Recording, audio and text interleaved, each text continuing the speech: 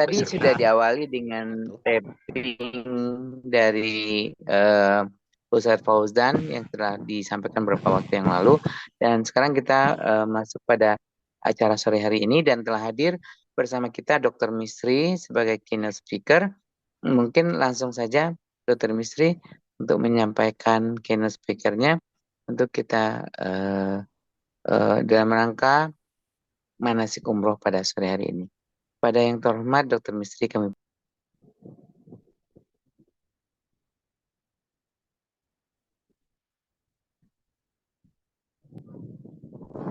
Dr. Misri sudah join sepertinya. Kami persilakan.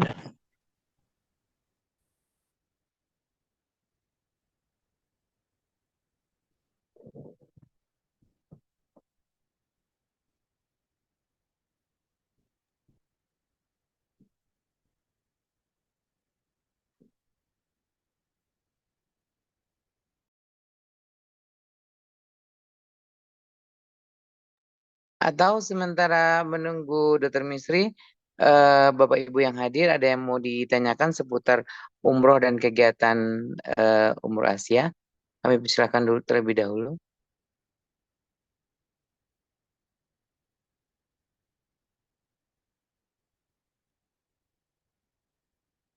Kalau tidak ada, sementara menunggu Dr. Misri, mungkin kita bisa sampaikan slide dari umroh Asia. Mungkin tolong Pak Arief untuk menampilkan slide-nya. Sekilas tentang umroh Asia. Nanti kalau Pak Misri sudah masuk, kita boleh langsung, kalau Pak Misri sudah masuk, boleh langsung memberikan keynote speaker-nya.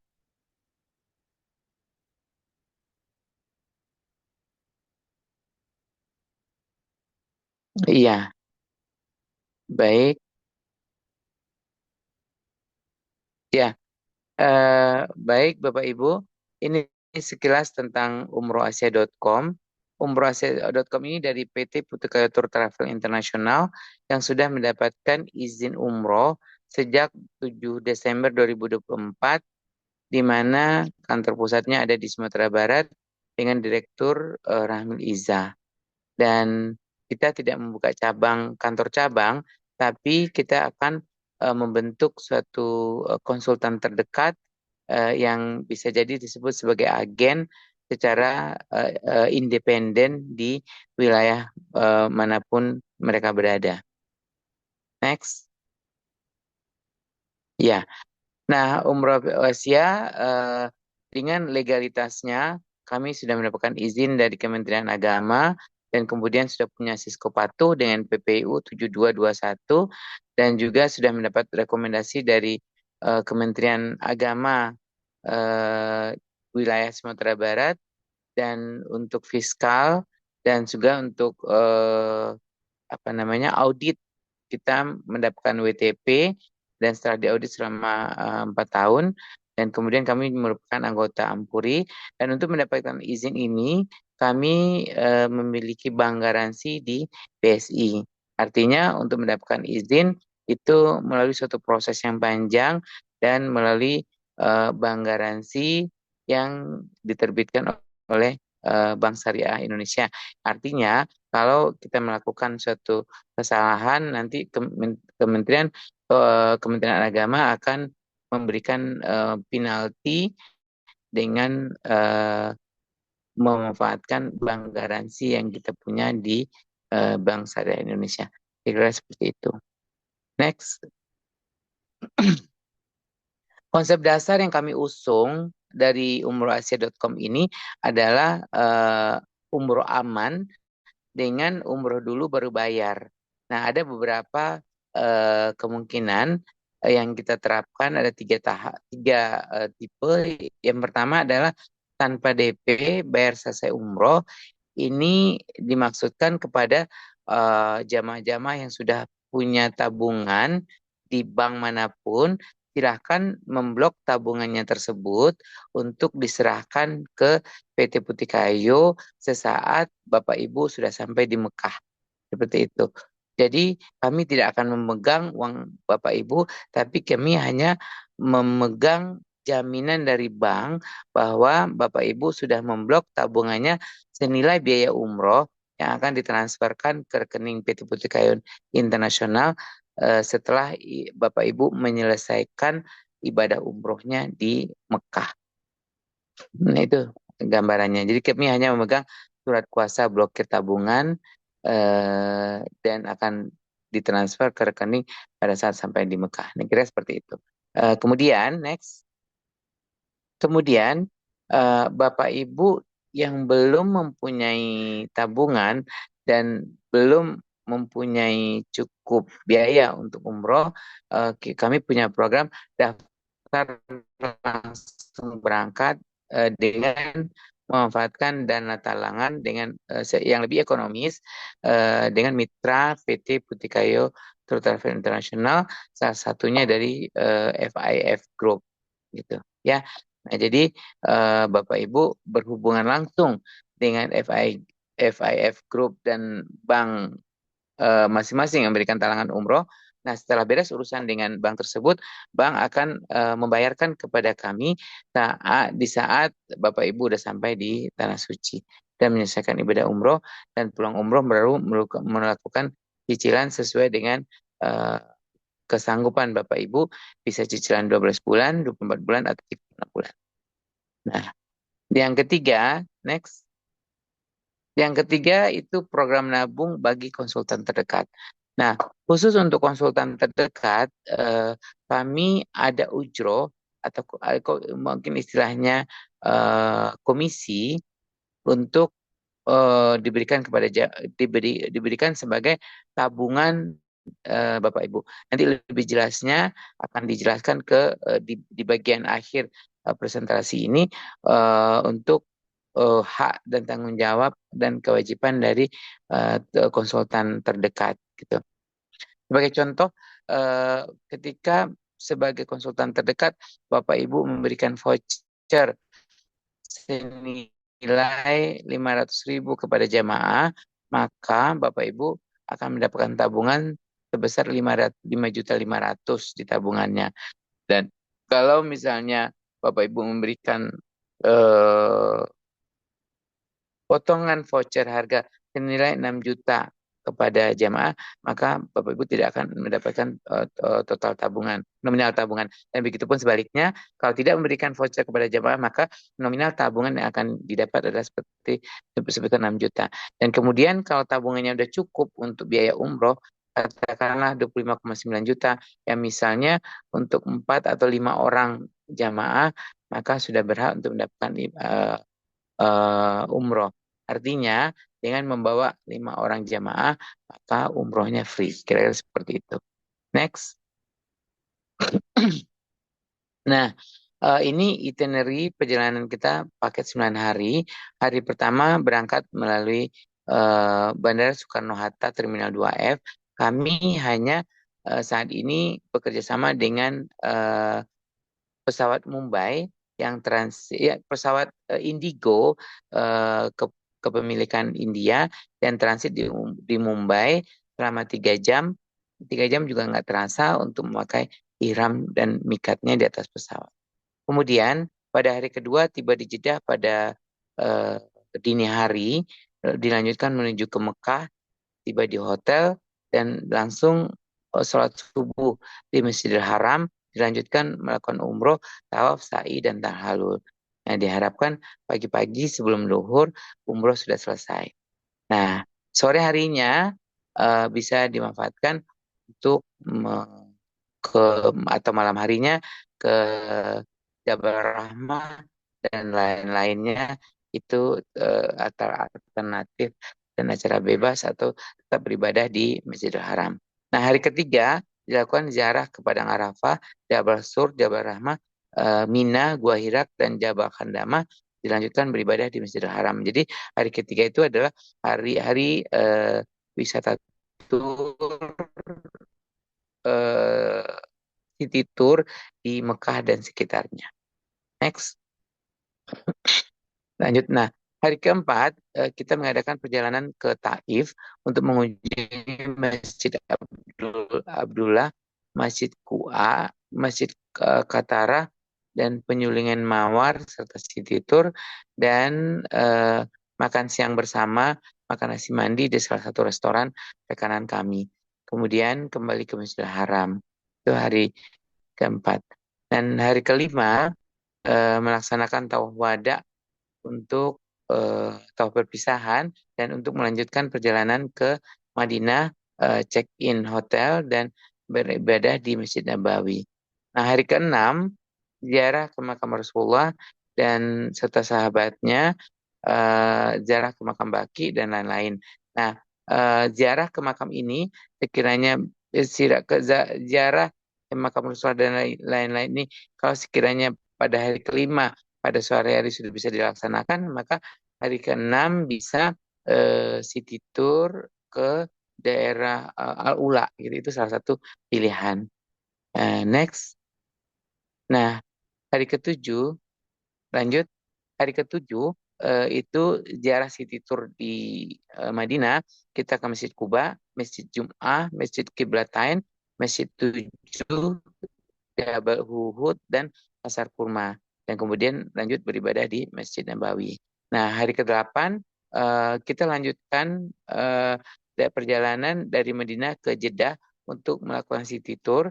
Kita masih sempat ke Masjid Terapung, Laut Merah, Al-Balad merupakan kota tua di Jeddah, dan malam harinya baru kita ke bandara untuk berangkat kembali ke tanah air gitu. Jadi perjalanan sangat banyak city tour-nya, termasuk city tour di Jeddah.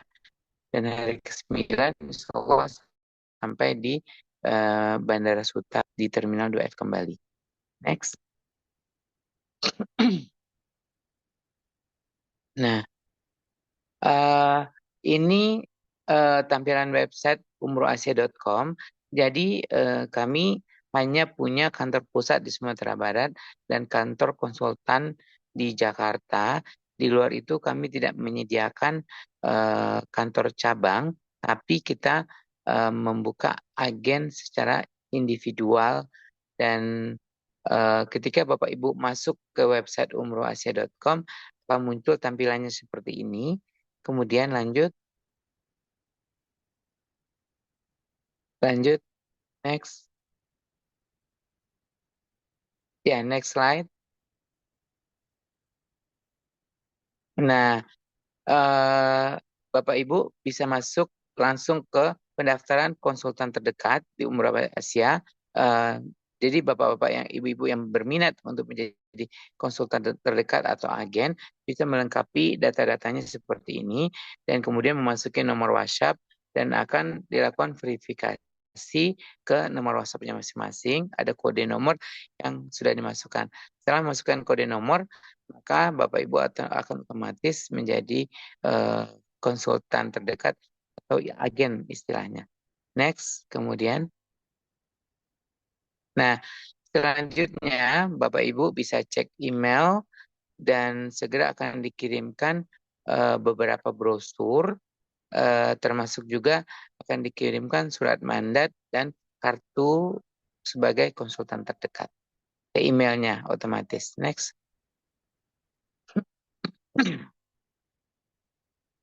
Nah, kemudian setelah menjadi agen terdekat, Bapak Ibu bisa melakukan pemesanan paket promo. Paket promo ini, nah kalau Bapak Ibu memesan paket promo, maka ujrohnya hanya Rp500.000 per orang sebagai tabungan di PT Putakayo Tour Travel International. Next. Nah, ini pemesanan paket umroh. Ya, Bapak Ibu bisa login sebagai agen dan kemudian pilih paket super promonya, isikan data pemesan, ya data-data jamaah. Nah, setelah diisikan data jamaah, lanjut ke biaya pendaftaran.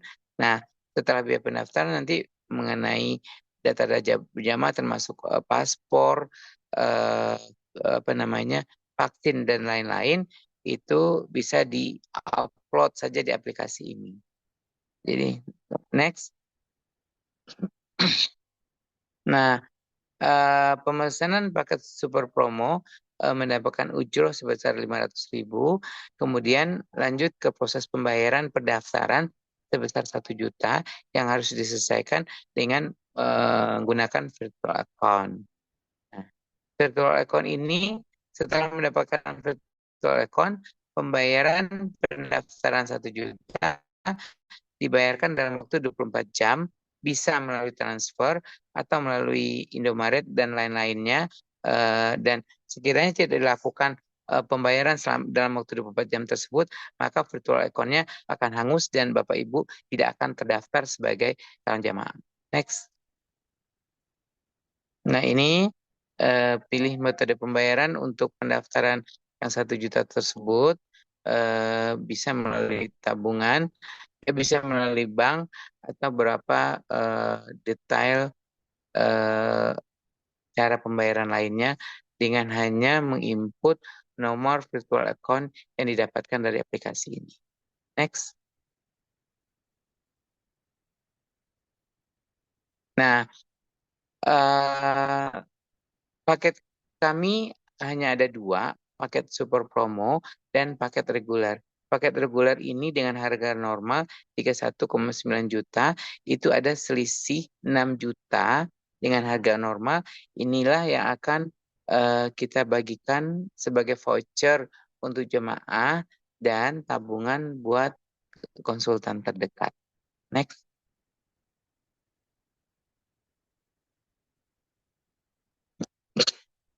Nah, untuk pemesanan paket khusus dan privat ini, kenapa disebut khusus? Khusus ini dan privat, khusus ini buat konsultan terdekat yang berfungsi sebagai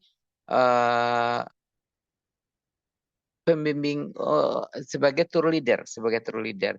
Nah, bisa misalnya sebagai konsultan terdekat, Bapak Ibu memberikan voucher seharga 3 juta kepada jamaah, maka masih ada tersisa 3 juta lagi buat konsultan terdekat sebagai tabungan. Nah, nanti kalau seandainya sudah 9 orang mendaftar, maka Bapak Ibu bisa berangkat sebagai tour leader, katakanlah seperti itu.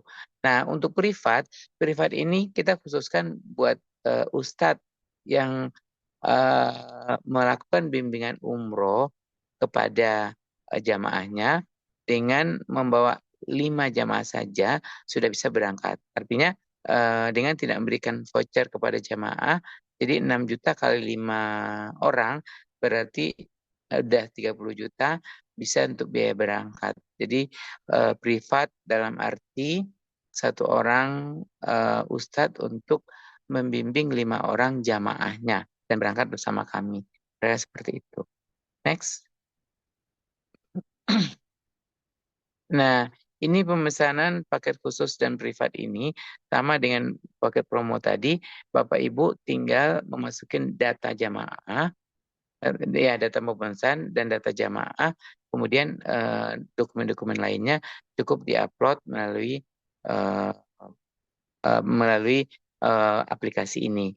Nah, pada saat pemesanan itu ada kode konsultan referensi marketing. Dalam hal ini Bapak Ibu pilih konsultan terdekat itu adalah nama Bapak Ibu sendiri yang sudah didaftarkan sebagai konsultan terdekat sebelumnya. Dan kemudian pilih kode voucher yang tersedia untuk memberikan pengurangan biaya kepada jamaah. Next.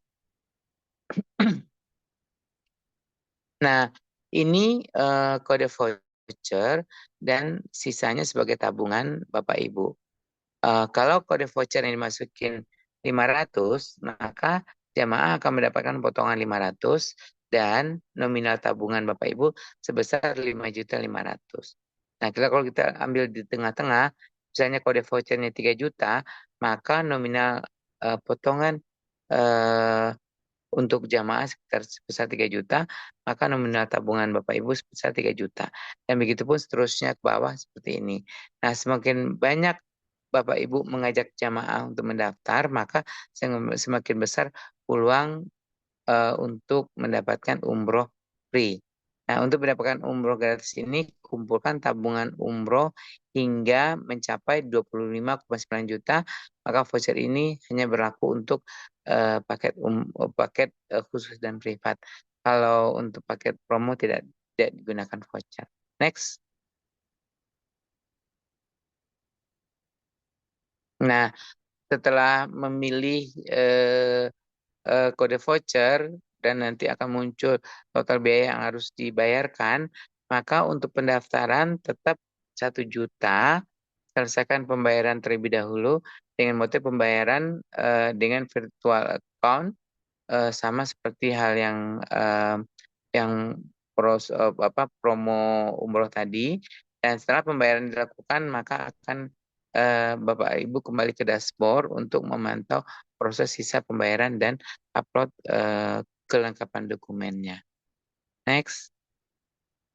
Nah, jika pembayaran tidak dilakukan dalam waktu 24 jam, maka Bapak Ibu akan gagal tidak terdaftar sebagai calon jemaah umroh Asia.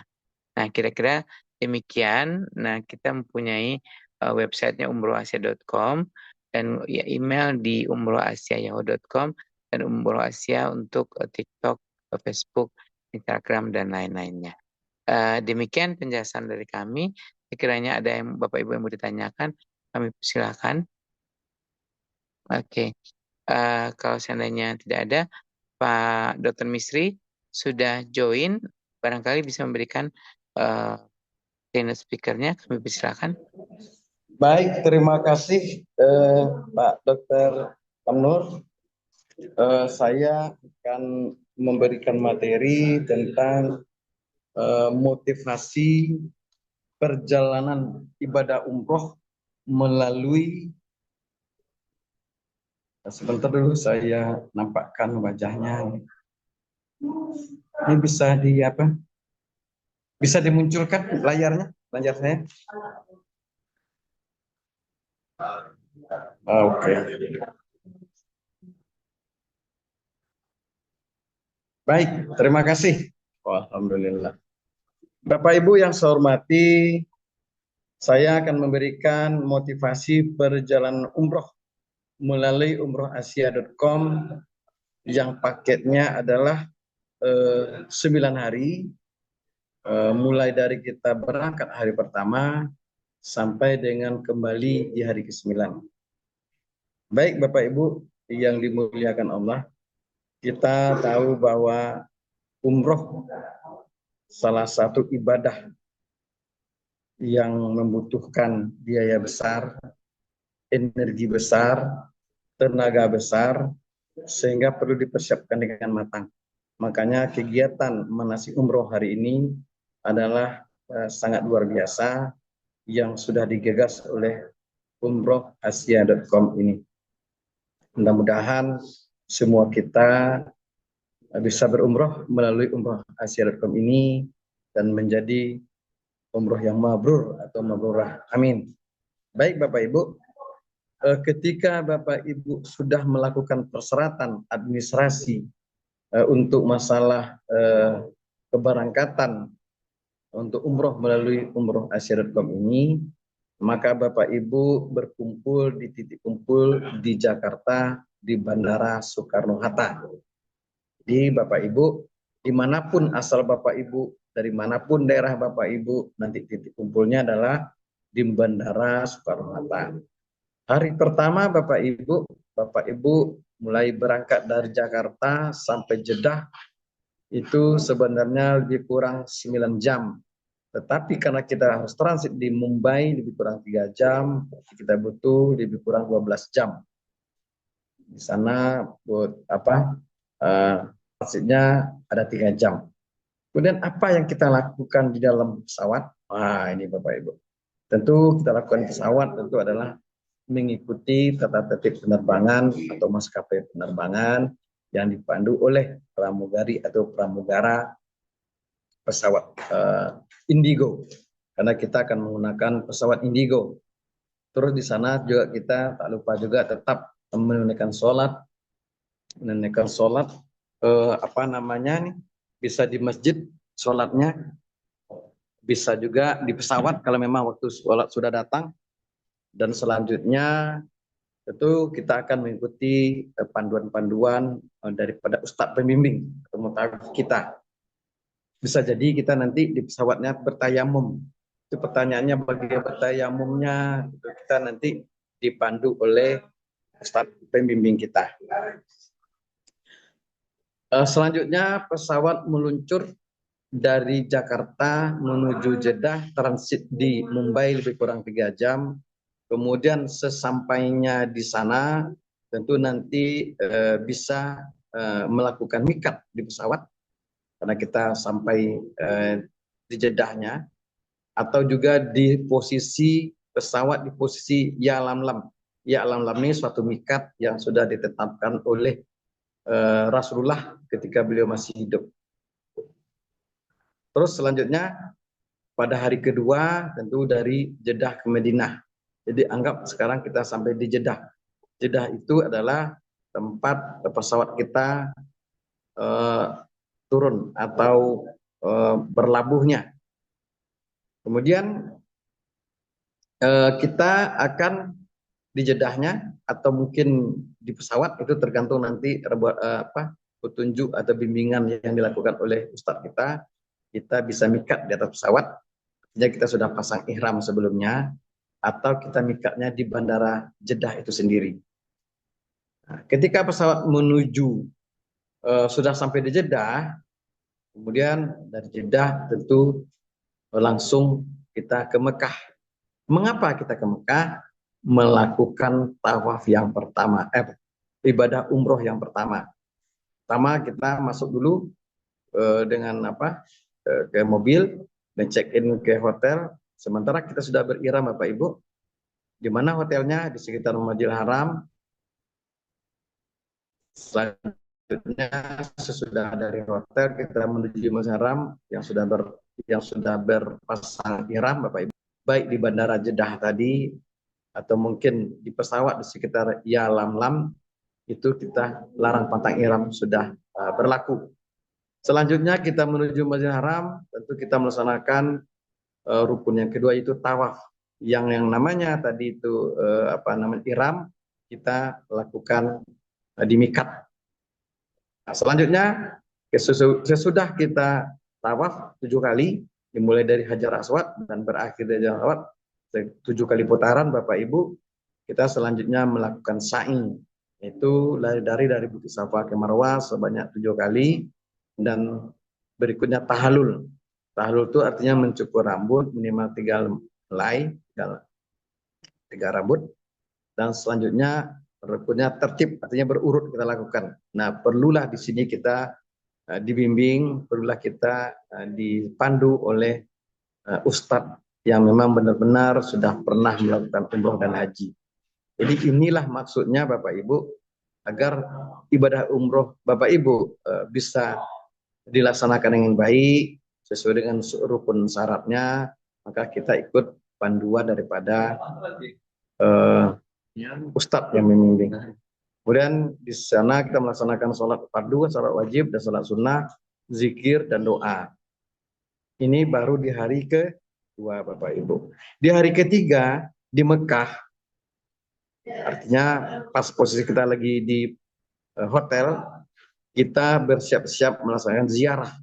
Kemana tempat-tempat ziarah yang dilakukan sesuai dengan schedule atau random acara yang dibuat oleh Umroh Asia adalah pertama adalah ke Jabal Sur atau ke Gua Sur.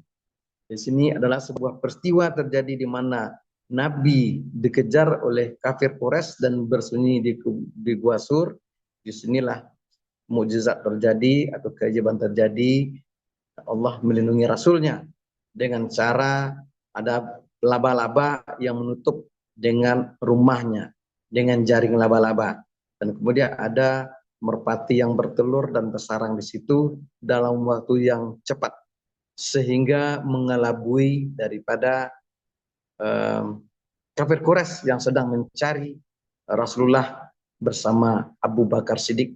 Di beliau dalam Gua Sur itu ada 2 orang, satu adalah Rasulullah sendiri, yang kedua adalah Abu Bakar Siddiq. Kemudian kemana lagi tempat ziarah di hari ketiga itu adalah ke Padang Arafah.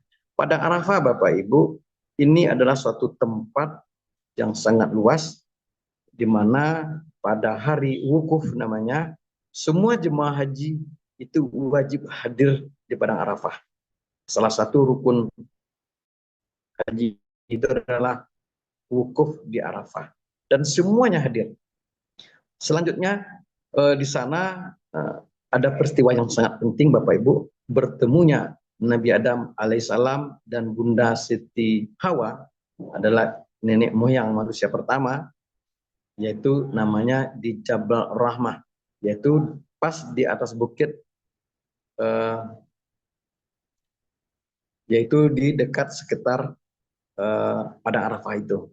Jadi Jabal Rahmah ini sebuah bukit Bapak Ibu, dia di puncaknya ditandai dengan sebuah tugu putih, dan itu penandai adalah tempat bertemunya Nabi Adam alaihissalam dengan Siti Hawa. Kemudian kemana lagi? Kita bisa melakukan ziarah ke Muzdalifah. Muzdalifah itu biasanya oleh jemaah haji mengambil batu, mengumpulkan batu untuk mabit, dan nanti besoknya kita melontar jumrah di Mina. Selanjutnya bisa juga kita nanti ziarah ke Jabal Nur atau Gua Hira. Jabal Nur, Jabal artinya bukit, Nur artinya cahaya, artinya bukit bercahaya. Kenapa disebut dengan bukit bercahaya? Karena saat malaikat Jibril turun memberikan wahyu, bukit itu bercahaya terang.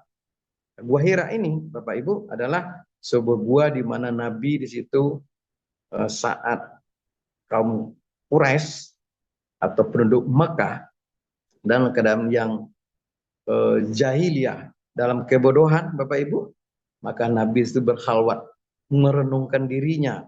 Pada hari ke-40 maka datanglah wahyu pertama yang disebut dengan surat Al-Alaq, Iqra bismi rabbikal ladzi khalaq, dan seterusnya.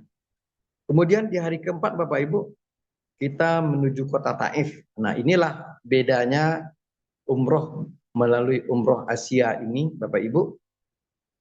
Umrohasia.com ini pada hari keempat kita ke kota Taif.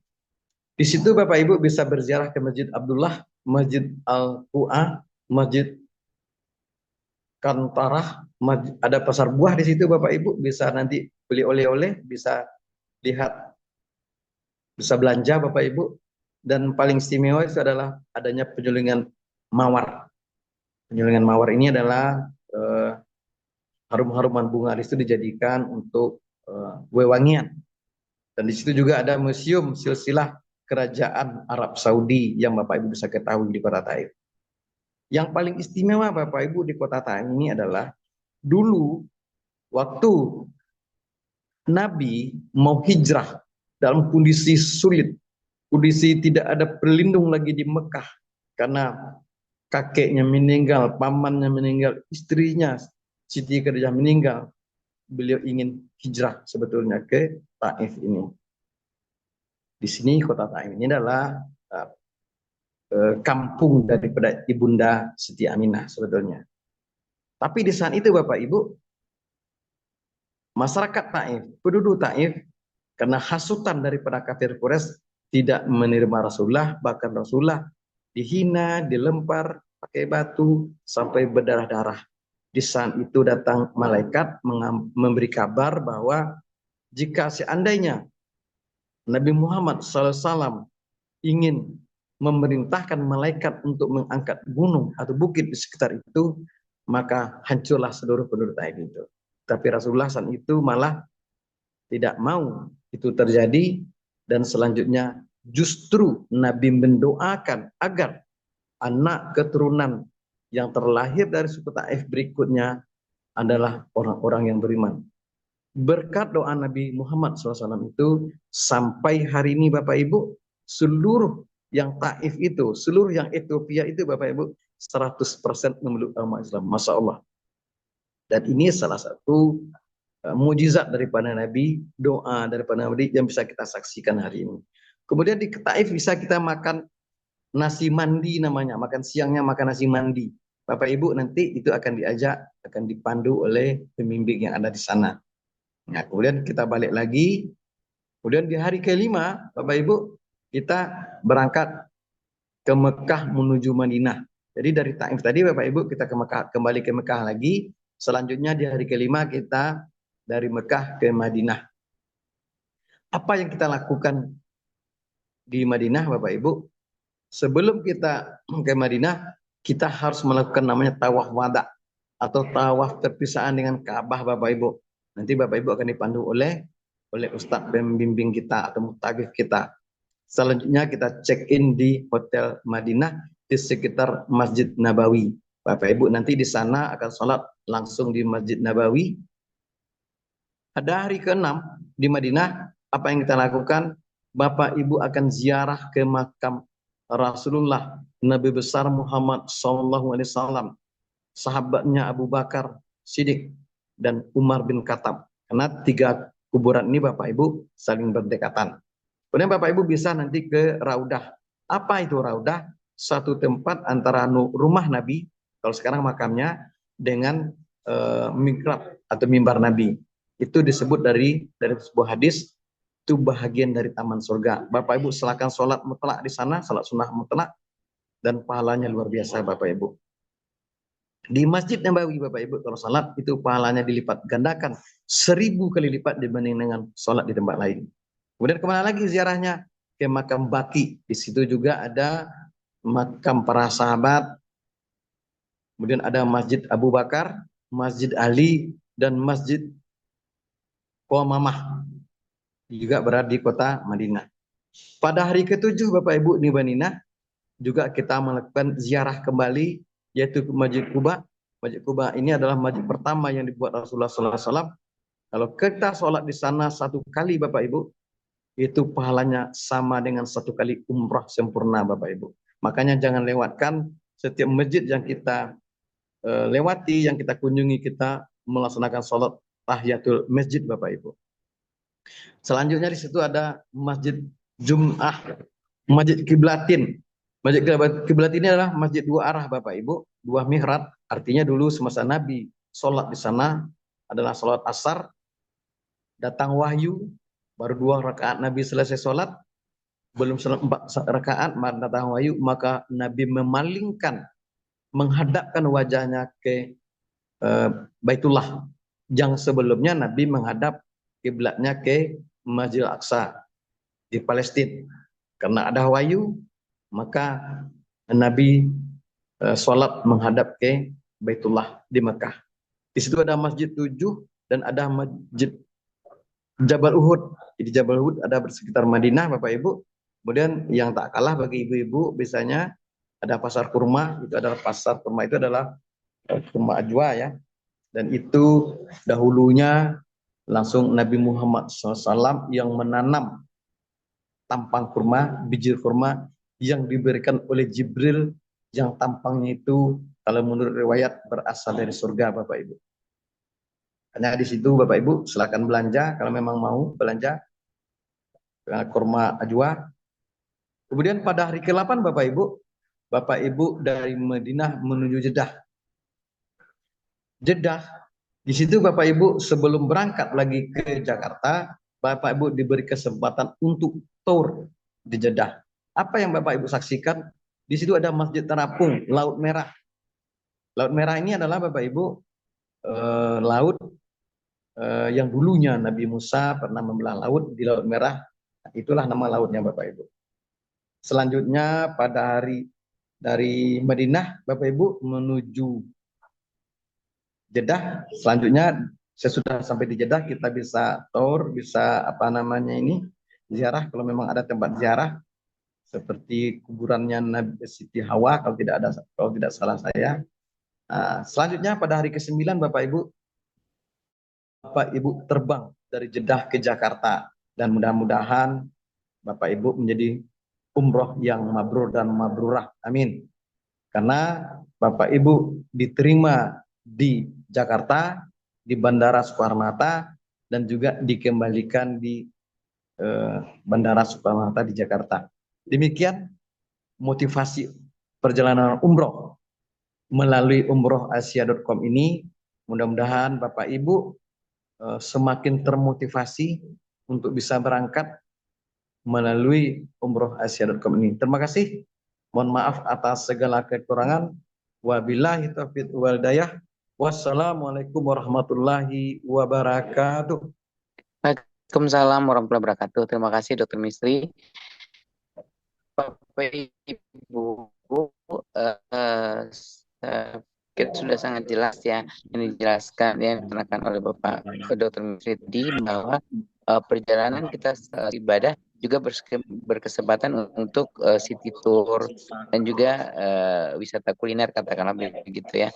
Jadi kita lebih menikmati banyak selain ibadah. Tentu masih banyak waktu untuk beribadah full di Masjidil Haram maupun Masjid Nabawi gitu.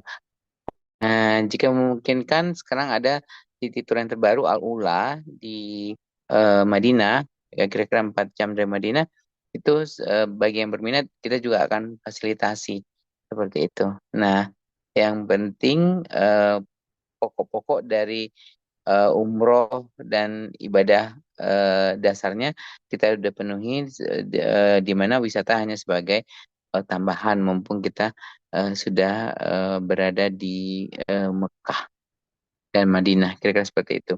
Baik, Bapak Ibu yang ada ingin ditanyakan terkait perjalanan ibadah umroh atau cara mendaftar atau cara menjadi konsultan terdekat, sekiranya masih ada yang mau ditanyakan, kami persilakan. Bapak Ibu.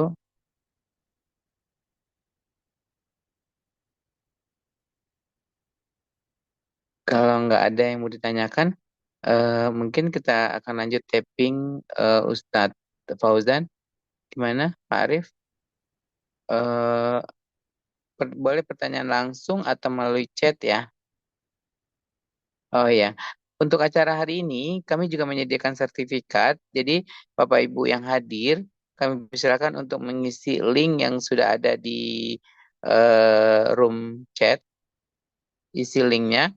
Kemudian bisa ditambahkan foto untuk fotonya terpampang di sertifikat yang akan kami buatkan. Ya, kalau ini baru salah satu ide dari peserta minggu yang lalu supaya di sertifikat itu ada fotonya gitu loh. Makanya di form hari ini kami tambahkan form foto. Jadi fotonya Bapak Ibu tinggal klik, kemudian bisa foto pakai kamera yang ada saat ini atau memilih foto yang sudah ada di galeri Bapak Ibu gitu. Nah, nanti akan muncul nah ini muncul sertifikatnya yang pakai foto seperti itu. Baik Bapak Ibu, sekiranya tidak ada yang mau ditanyakan, mungkin kita tutup aja acara ini sambil kami memasang tapping dari Ustadz Fauzan dari hasil beberapa kajian sebelumnya. Mungkin untuk acara penutupan ini ada closing statement dari Dr. Misri.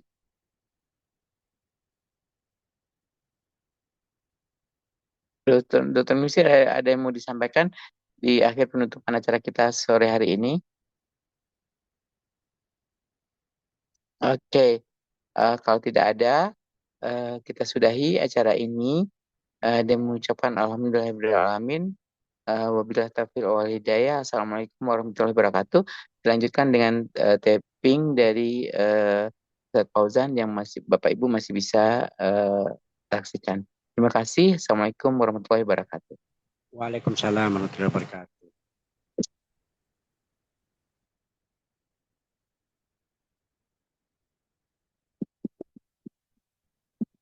Bismillahirrahmanirrahim. Assalamualaikum warahmatullahi wabarakatuh. Alhamdulillahirabbil alamin. Warahmatullahi wabarakatuh. Allazi arsala rasulahu bil huda wa dinil haq liyuzhirahu 'alad dini kulli walau karihal musyrikun. Asyhadu an la ilaha illallah wahdahu la syarikalah wa asyhadu anna Muhammadan 'abduhu wa rasuluh. Allahumma shalli wa sallim wa barik ala hadzal nabiyil karim sayyidina wa maulana Muhammad sallallahu alaihi wasallam wa ala alihi wa ashabihi ajma'in amma ba'd.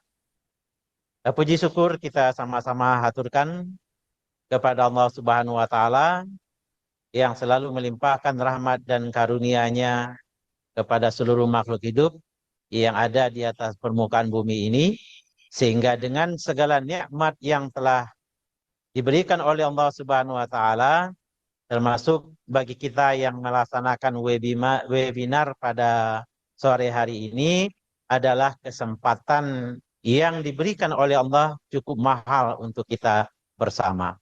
Salawat dan salam sama-sama kita kirimkan juga buat Sayyidul Mursalin Nabi Muhammad SAW yang telah membimbing umat ini untuk mempertahankan keimanan dengan mengucapkan La ilaha illallah Muhammad Rasulullah.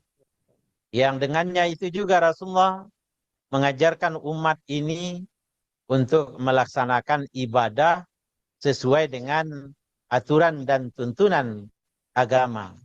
Termasuk yang kita rencanakan insya Allah untuk pelaksanaan umroh insya Allah. Bapak Haji Amnur yang kami hormati, Bapak Haji Misri yang kami hormati juga, dan termasuk kepada Bapak dan Ibu peserta webinar pada sore hari ini. Mudah-mudahan semuanya dalam keadaan sehat-sehat walafiat. Ya, mudah-mudahan kita juga insya Allah pada hari Sabtu depan kita telah masuk kepada bulan Ramadan, dan kita masuk bulan Ramadan dalam keadaan sehat-sehat walafiat. Bapak Ibu yang dirahmati Allah Subhanahu wa taala, sore hari ini kajian kita kerucutkan khususnya untuk yang berkaitan dengan larangan-larangan dalam melaksanakan ihram.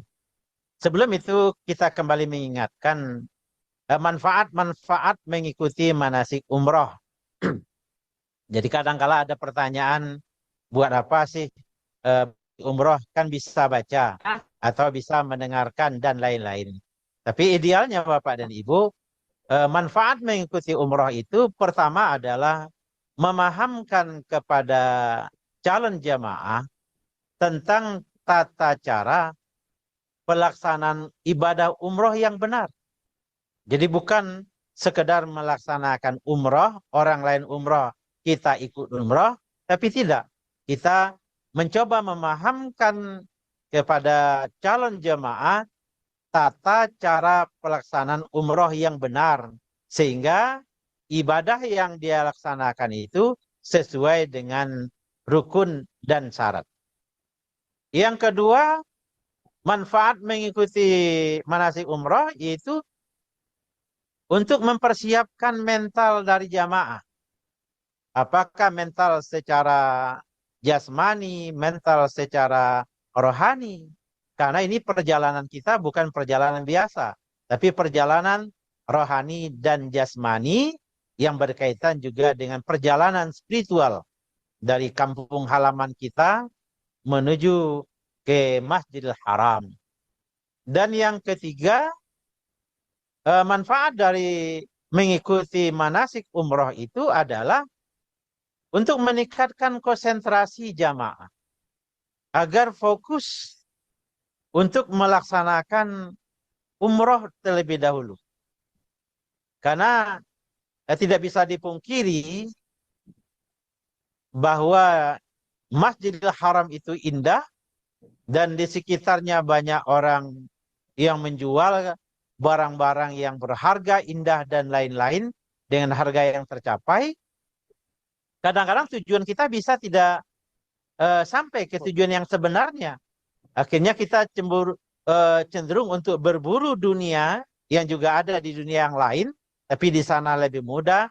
Akhirnya pelaksanaan umrohnya menjadi terbengkalai atau seperti bukan umroh yang menjadi tujuan utamanya. Kemudian yang keempat, untuk mengetahui hal-hal yang harus dipersiapkan oleh jamaah. Apa barang yang boleh dibawa, apa yang tidak boleh dibawa. Atau juga untuk menyampaikan kepada jamaah, tidak semua hal itu boleh dikerjakan. Kemudian yang kelimanya, manfaat dari mengikuti manasik umrah yaitu memahamkan kepada jamaah kondisi di Arab Saudi, khususnya di Masjidil Haram, mau di Madinah atau di Makkahul Mukarramah. Dan yang terakhir yang sangat penting juga, tidak kalah pentingnya, yaitu untuk memahamkan kepada jamaah, paling tidak jamaah ini tahu kosakata atau tulisan-tulisan berbahasa Arab yang menunjukkan arah contohnya, atau menunjukkan arah mana yang toilet, mana yang menuju tempat yang harus dituju. Jadi Bapak dan Ibu, ini perlu kita sama-sama memahami bahwa mengikuti manasik umroh ini cukup banyak manfaatnya. Bapak dan Ibu yang dirahmati Allah Subhanahu wa taala. Bahwa dalam pelaksanaan umroh itu sendiri, ketika kita sudah masuk ke dalam ihram, ada larangan-larangan yang harus kita waspadai agar ibadah umroh kita berjalan dengan baik dan benar. Dan itu kita perlu hati-hati. Jadi di sini hati-hati dalam melaksanakan umroh itu sendiri. Nah, pertama yang perlu kami sampaikan Bapak dan Ibu, ada larangan untuk mencukur rambut dari seluruh badan kita. Mau yang di kepala, rambut di hidung, di telinga, di ketiak, atau di organ bawah pusat manusia, atau bulu-bulu yang ada di kakinya, sesuai dengan ayat Allah Subhanahu wa taala, A'udzubillahi minasyaitonirrajim. Bismillahirrahmanirrahim. Faman kana minkum marida aw bihi adza min ra'si fa fidyatun min siyam aw sadaqatin aw nusuk. Barang siapa di antara jamaah yang mencukur rambut, mencabut rambut, berarti melakukan pelanggaran ihram. Maka kewajiban bagi jamaah yang melakukan pelanggaran tersebut, pertama yaitu membayar fidyah. Ya, kalau tidak sanggup membayar fidyah, maka ada anjuran untuk bisa membayarnya dengan berpuasa. Dan kalau juga tidak mungkin berpuasa, boleh memberi makan kepada fakir miskin. Atau juga boleh pilihan yang keempat, yaitu menyembelih hewan kurban. Itu sesuai dengan firman Allah tadi, barang siapa di antaramu yang sakit atau ada gangguan di kepalanya yang mengharuskan dia mencabut rambut atau memotong rambut atau mencukur kepala, maka wajib atasnya berfidyah. Apa bentuk fidyah itu? 3 bentuk fidyah. Yaitu berpuasa. Kalau tidak berpuasa, maka diganti dengan bersedekah kepada fakir miskin. Setidak-tidaknya yang pilihan terakhir yaitu berkurban seekor kambing yang sesuai dengan aturannya berkurban, yaitu seekor kambing yang sudah berumur 2 tahun atau yang sudah tukar gigi. Jadi di sini Bapak dan Ibu, rambut-rambut yang ada di badan kita itu tidak boleh dicukur, dipotong, dan dicabut. Bahkan di sini dikatakan seandainya pun aza min ra'sihi, ada penyakit di kepalanya yang memaksa dia untuk mencukur rambut kepala, maka langsung fafidyatun, hendaklah dia membayar fidyah. Apa fidyahnya? Ya bisa berpuasa, bisa bersedekah, atau bisa juga dengan seekor kambing tadi. Jadi Bapak dan Ibu ini hati-hati, walaupun ada gatal-gatal di kepala atau gatal-gatal di selangkangan, sengaja dicabut nih. Ini kalau seandainya nanti muncul pertanyaan, kalau tidak sengaja dicabut bagaimana Ustadz? Nah, ini berbeda hukumnya. Yang tidak boleh itu unsur adanya kesengajaan. Kalau tercabut itu tidak ada masalahnya. Baik Bapak dan Ibu yang dirahmati Allah Subhanahu wa taala. Yang kedua, menggunting kuku atau memotong kuku. Jadi menggunting kuku dilarang selama jamaah berada dalam kondisi berihram. Jadi ini yang perlu kita catat Bapak dan Ibu.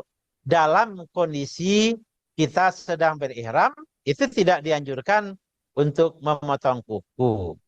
Pelanggaran terhadap larangan yang memotong kuku itu sama dengan mencukur rambut tadi. Apakah berpuasa, apakah membayar sedekah, atau dengan memotong seekor kambing. Kemudian yang ketiga, Bapak dan Ibu, sekaligus itu yang keempat, yaitu menutup kepala bagi laki-laki dan menutup wajah bagi perempuan. Jadi untuk laki-laki selama dalam ihram, tidak dianjurkan menutup kepala yang menempel langsung di kepala. Jadi kalau berpayung, itu berbeda Bapak dan Ibu. Berpayung itu tidak menempel di kepala. Jadi hadis Rasulullah yang diriwayatkan dari Abdullah bin Umar, ia berkata, Rasulullah berkata, Ya Rasulullah, Madza ta'muruna an nalbisa minat siyab fil ihram? Wa qala Nabi sallallahu alaihi wasallam, La talbasul qamisa, wala sarawilat, wala amaib. Artinya, wahai Rasulullah, pakaian apa yang Anda perintahkan kepada kami dalam berihram? Lalu Nabi bersabda, La talbasul qamis. Janganlah kamu memakai kemeja. Wala sarawilat, dan juga tidak boleh memakai celana.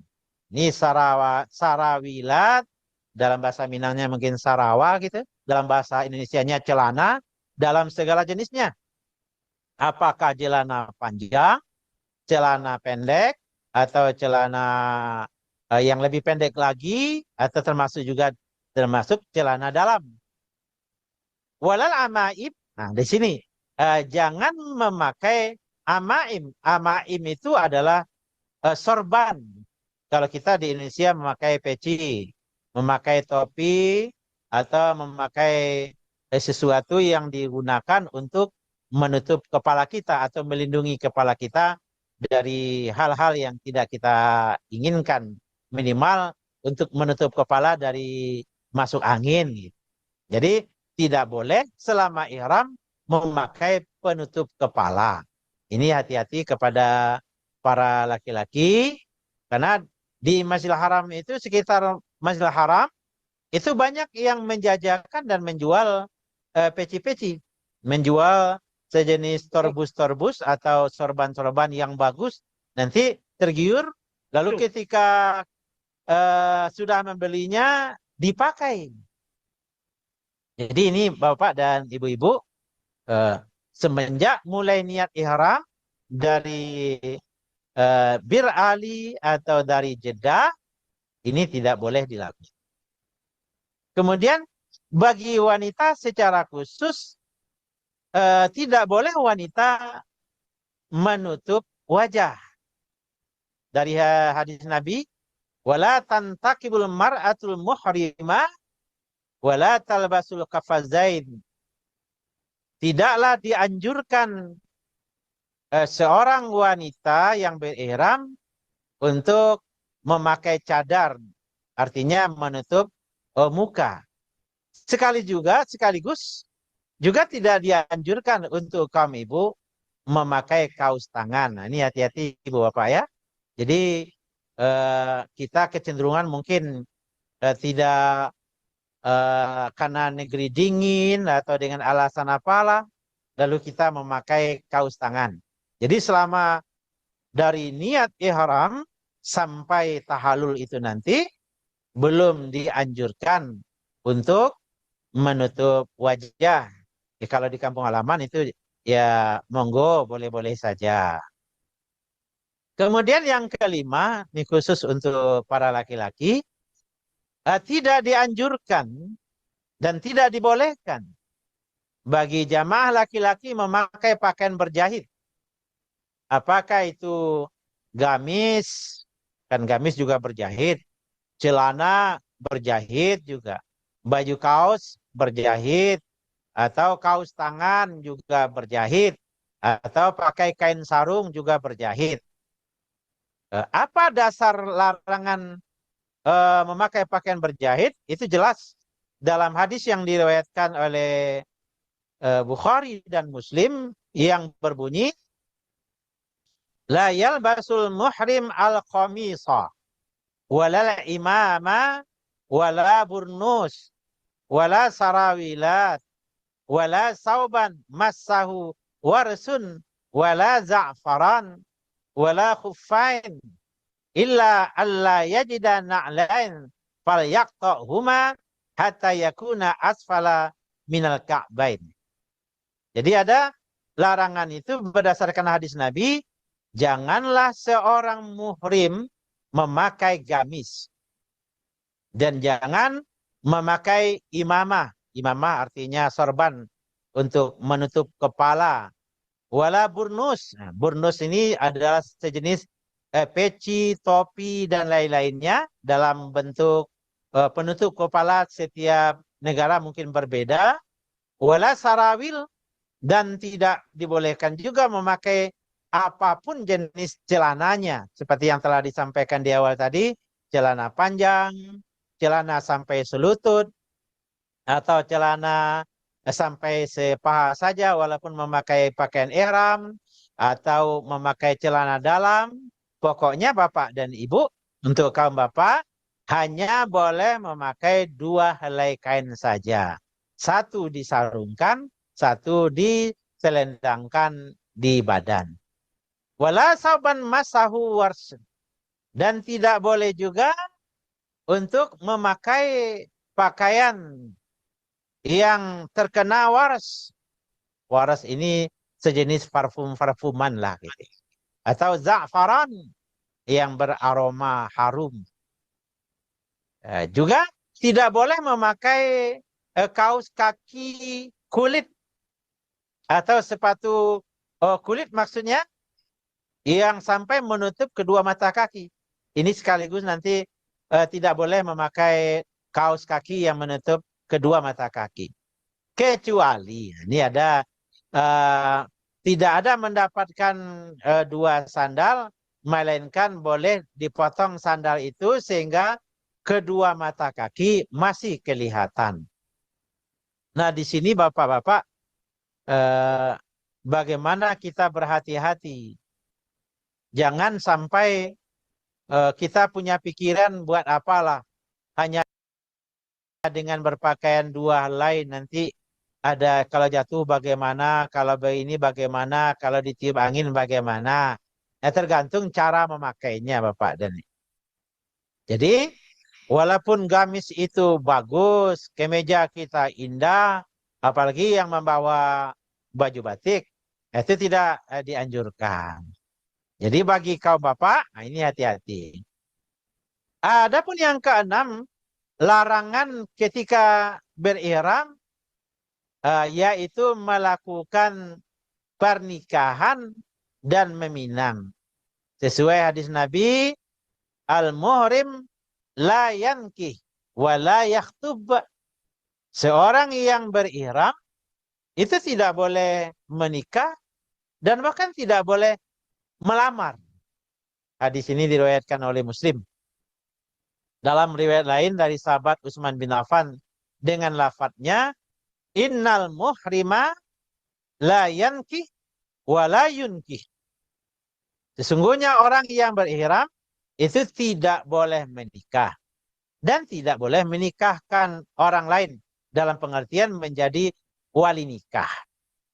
Atau dalam pengertian yang lain tidak boleh juga menjadi penghulu atau menjadi kepala KUA untuk menikahkan orang. Dia sedang ihram dia di kampung halaman kedudukan dan jabatan biasa petugas menikahkan. Ketika dia berihram, ada jamaah minta tolong dinikahkan. Di saat itu tidak boleh. Jadi ini termasuk kepada larangan menikahkan. Atau juga menjadi wali dari nikah. Siapa tahu ada yang membawa anak gadisnya untuk dinikahkan. Buru-buru memikirkan mencari berkah. Mungkin kalau melaksanakan nikah ketika ihram ini ada berkahnya, lalu diambil kesimpulan untuk mencari penghulu orang Indonesia yang bisa diajak, kemudian dia langsung menjadi wali nikah dalam keadaan berihram, maka ini termasuk larangan. Kalau mau menikah juga, selesaikan dulu ihram. Jadi direncanakan Bapak dan Ibu selesaikan ihram, selesai tahallul dan tertib semuanya, nah, baru masuk kepada prosesi menikah atau menikahkan. Bapak Ibu yang dirahmati Allah, setali dua langkah dengan pernikahan tadi, tentu ada hubungannya dengan hubungan jima, hubungan suami istri.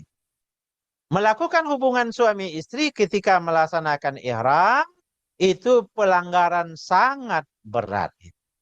Jadi pelanggarannya luar biasa berat. Jadi Bapak dan Ibu, khususnya bagi pasangan-pasangan yang masih produktif atau pengantin-pengantin baru yang punya niat, wah bagaimana kita honeymoonnya dengan berihram. Boleh, boleh saja. Ya. Untuk melaksanakan umrah dengan niat sekaligus melaksanakan honeymoon, catatannya adalah ketika ihram saja dulu. Mau melaksanakan honeymoon dalam pengertian ingin melakukan jima, maka selesaikan dulu ihramnya. Jangan ketika berihram. Ini kadang Bapak dan Ibu, ketika baru sampai misalnya dari Jeddah, itu biasa jamaah ditempatkan dulu dalam maktabnya atau pemondokannya.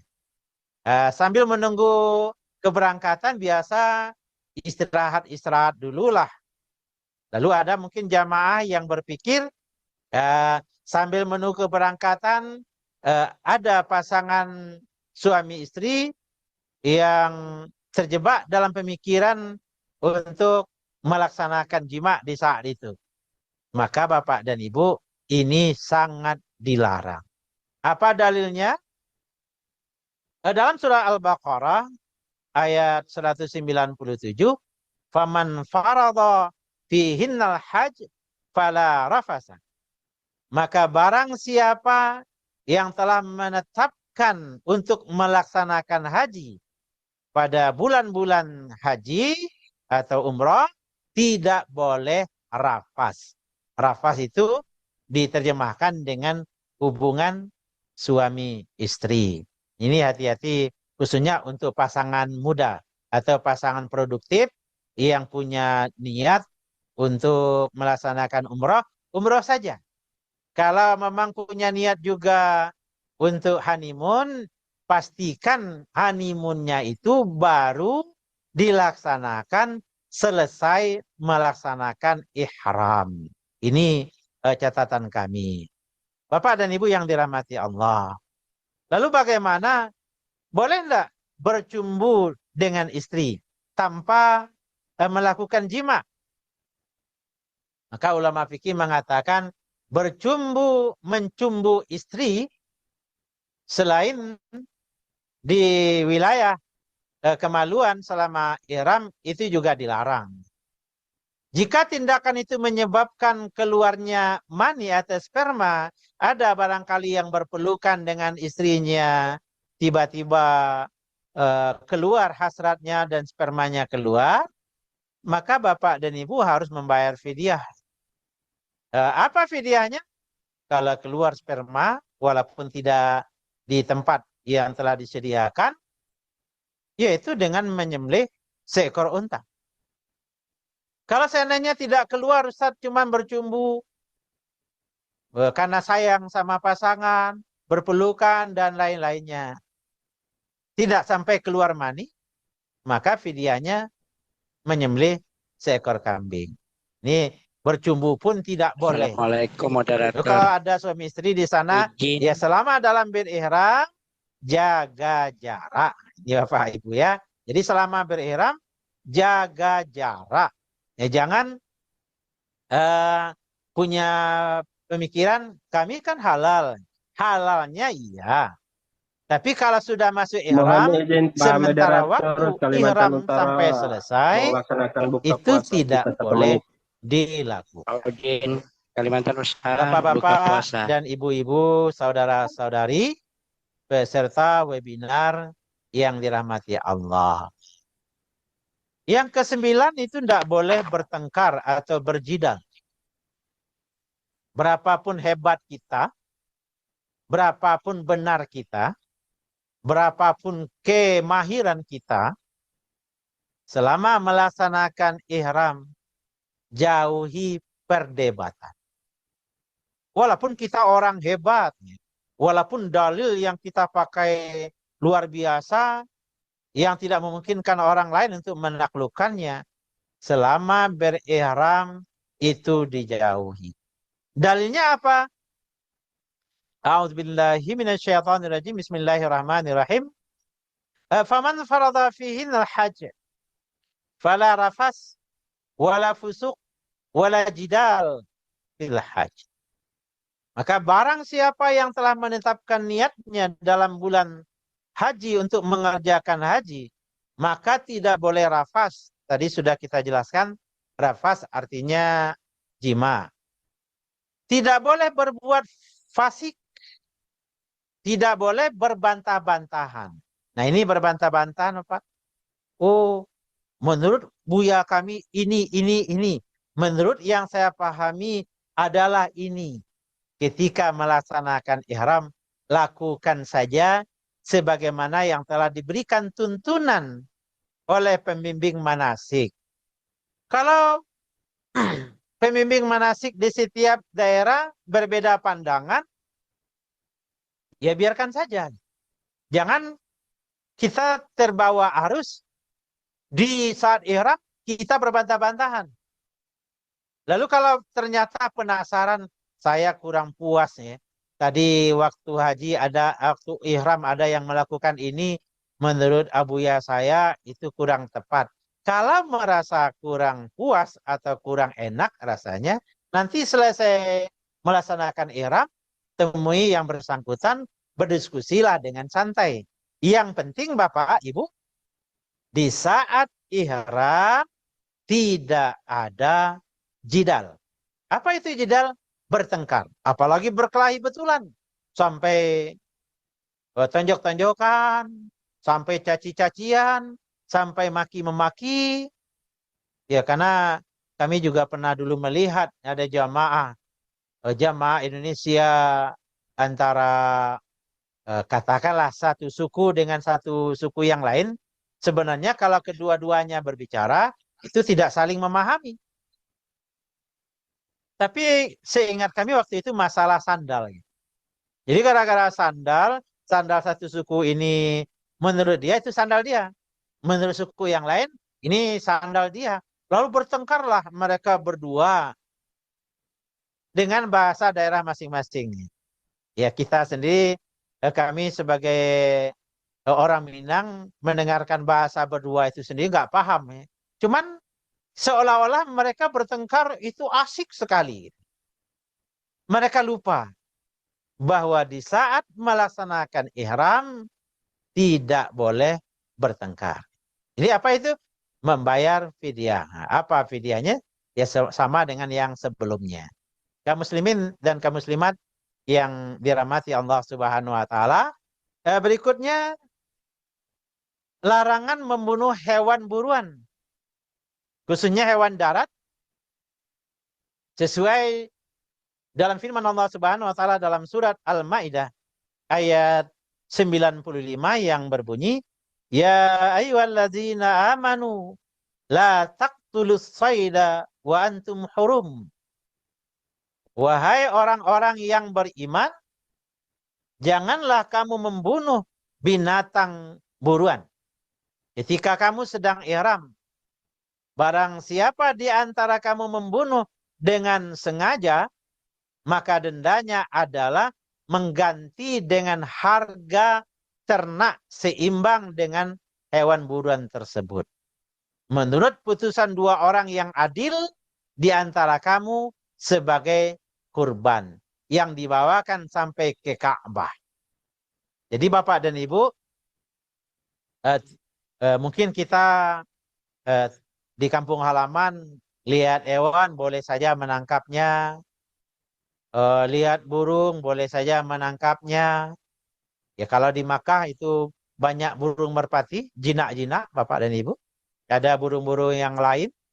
Atau mungkin dari perjalanan Jeddah dari Madinah sempat berhenti di jalan. Ketika itu mungkin melihat apakah kelinci atau kambing. Lalu dibunuh. Ingat Bapak dan Ibu, itu masih dalam kondisi ihram. Jadi selama ihram, nampak hewan buruan, biarkan saja. Di kampung halaman kita boleh, karena kita sedang berihram.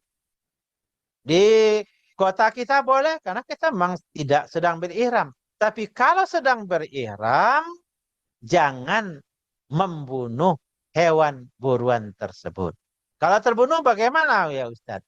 Kalau terbunuh, ganti seharga hewan ternak.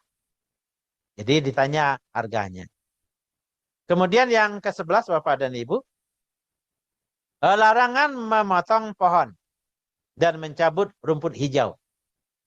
Qala Rasulullah sallallahu alaihi wasallam, "Inna hadzal balada haramun bi hurmatillah. La yu'dadu syajaruhu wa la yunaffar sayduhu wa la yukhtala khalahu." Artinya adalah Rasulullah SAW bersabda, kota ini terhormat karena penghormatan kepada Allah. Tidak boleh ditebang pohonnya. Dan tidak boleh dicabut pohon-pohonnya. Dan tidak boleh membunuh hewan buruannya. Dan tidak boleh pula membersihkan rumput-rumputnya. Jadi kalau kita lihat ada rumput tumbuh di sekitar Masjidil Haram, kita sedang berihram, biarkan saja. Kalau di rumah mungkin kita melihat rumput yang tumbuh liar di sekitar rumah kita, ada niat hati untuk mencabutnya, membersihkannya, untuk dimasukkan ke tong sampah. Tapi kalau kita sedang berihram, itu dilarang. Berdasarkan hadis riwayat Al-Bukhari, Muslim, dan Abu Daud. Bapak dan Ibu yang dirahmati Allah. Yang ke-12, larangan menggunakan parfum. Ya, di Makkah Madinah Bapak dan Ibu mungkin pusatnya orang-orang menjual parfum dari seluruh pelosok dunia. Harum-harum luar biasa, tahan lama. Untuk kita yang melaksanakan ihram, itu perlu perhatian. Wala talbasu syai'an massahu za'faran walal waras. Janganlah kalian memakai pakaian yang disentuh oleh wangi-wangian. Wal waras, dan juga bukan dari daun tumbuh-tumbuhan yang harum. Hadis ini berdasarkan hadis riwayat Al-Bukhari. Jadi selama ihram tidak boleh memakainya. Adapun yang aroma harum karena habis mandi sebelum ihram itu tidak masalah. Tapi memakai spesial selesai kita berniat memakai pakaian ihram, ingat ada parfum di tas lalu diambil kemudian dipakaikan, itu jangan Bapak dan Ibu. Dan yang ke-13 untuk kaum Bapak, tidak boleh meminyaki rambut. Jadi meminyaki rambut jamaah haji atau umrah itu diharamkan. untuk memakaikan minyak meskipun tidak wangi pada rambut. Jadi yang dilarang itu bukan wangi minyak rambut yang beraroma. Larangannya adalah tidak boleh memakai minyak rambut apapun mereknya. Jadi bukan masalah mereknya, tapi minyaknya. Namun jamaah boleh membasuh kepala dan badan dengan daun bidara atau daun bidara Cina, sabun ya dengan tujuan untuk membersihkan, bukan untuk mewangikan badan. Jadi ketika sampai di Makkah, mungkin kepala panas, kena debu dan lain-lain, boleh membersihkan kepala dengan menggunakan sabun dengan niat untuk membersihkan, bukan untuk mengharumkan kepala. Bapak dan Ibu yang dirahmati Allah Subhanahu wa taala, kita masuk kepada jenis sanksi pelanggaran. Langsung ke artinya saja. Denda atau fidyah pelanggaran, yaitu tindakan yang dilarang karena ihram selain melakukan jima. Pertama adalah menyembelih domba atau kambing yang cukup umur. Yang kedua yaitu bersedekah kepada 6 orang fakir miskin di tanah haram, di mana setiap orang itu mendapatkan setengah sa'. Jadi aturannya untuk membayar sedekah ini seukuran 3 sa'. 3 sa' itu diberikan kepada 6 orang fakir miskin di tanah haram. Jadi bukan kita bayar di kampung halaman, tapi kita membayarnya di tanah haram itu sendiri. Jadi kalau 3 sa' dibagi 6, masing-masing orang miskin akan mendapatkan setengah sa'. Dan yang ketiga, ini kalau tidak sanggup yang pertama, tidak sanggup yang kedua, baru boleh puasa 3 hari. Orang yang melanggar larangan boleh memilih di antara 3 jenis tersebut. Mau memilih untuk menyembelih seekor kambing, atau bersedekah 3 sa', atau puasa 3 hari. Kaum muslimin dan kaum muslimat yang dirahmati Allah. Kemudian yang terakhir, ini sanksi kalau terjadi jima juga. Denda atau fidyah bagi mereka yang sempat dalam masa ihram melaksanakan jima hubungan suami istri, maka dendanya adalah menyembelih 1 ekor onta. 1 ekor onta kalau ditimbang berarti 7 ekor kambing. Jikalau tidak mampu, ini ada keringanannya, maka boleh diganti dengan menyembelih seekor sapi atau lembu. Nah, dicari ya. Dan jika tidak mampu, diganti dengan menyembelih 7 ekor kambing. Kalau juga tidak mampu, maka diganti dengan memberi makan fakir miskin senilai seekor onta. Berapa itu banyaknya Bapak dan Ibu ya. Bila masih juga tidak mampu, maka diganti dengan berpuasa sebanyak hitungan mud. Ya, hitungan mud itu 1 mud sama dengan 75 gram ya, atau 7,5 liter per hari dari makanan yang dibeli seharga seekor onta. Jadi kalau hitungan kita, harga-harga onta itu lebih kurang 25 jutaan atau 30 jutaan. Jadi hati-hati Bapak dan Ibu, ini resiko kalau sempat terjadi hubungan badan antara pasangan suami istri ketika melaksanakan ihram. Bapak Ibu yang dirahmati Allah Subhanahu wa taala, kami kira itu yang bisa kami sampaikan tentang larangan-larangan yang tidak boleh dilakukan oleh jamaah ketika sedang melaksanakan ihram. Mohon maaf atas segala kesalahan dan kekurangan. Wabillahi taufiq wal hidayah. Assalamualaikum warahmatullahi wabarakatuh. Kita